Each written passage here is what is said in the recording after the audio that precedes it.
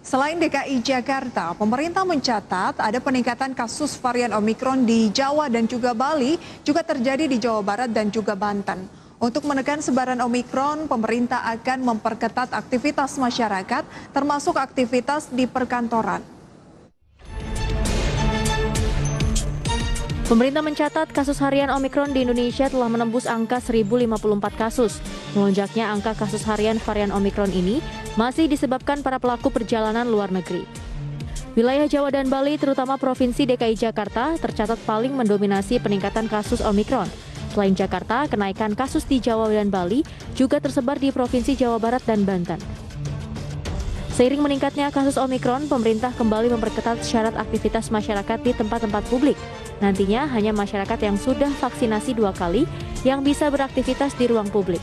Pemerintah juga akan melakukan akselerasi vaksin booster bagi seluruh masyarakat, utamanya yang tinggal di wilayah Jabodetabek, serta penegakan protokol kesehatan yang dilakukan lebih masif untuk menahan laju penyebaran kasus. Berbagai langkah yang dilakukan adalah penegakan protokol kesehatan dan lagi-lagi akselerasi vaksinasi itu sangat penting. Dan pengetatan mobilitas akan kita menjadikan opsi terakhir untuk dilakukan. Tapi kami menghimbau kalau di kantor tidak perlu 100%, ya tidak usah 100% yang hadir. Pemerintah memprediksi kasus Omikron akan mencapai puncaknya pada pertengahan Februari dan awal Maret mendatang.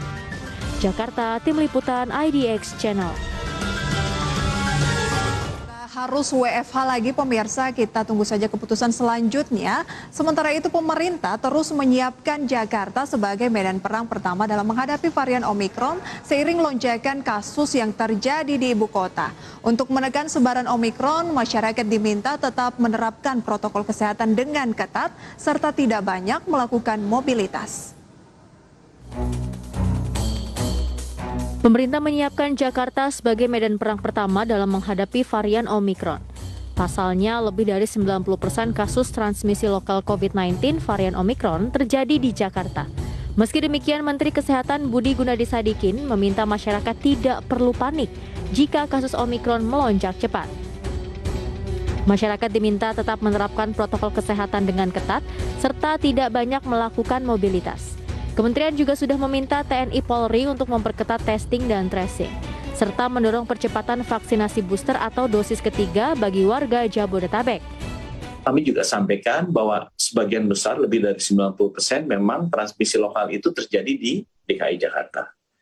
Jadi kita memang harus mempersiapkan khusus DKI Jakarta sebagai medan perang pertama menghadapi Omikron ini. Dan kita harus memastikan kita bisa menangani. Kementerian Kesehatan mencatat angka rawat inap di rumah sakit pasien COVID-19 akibat penularan varian Omikron lebih rendah dibandingkan varian Delta.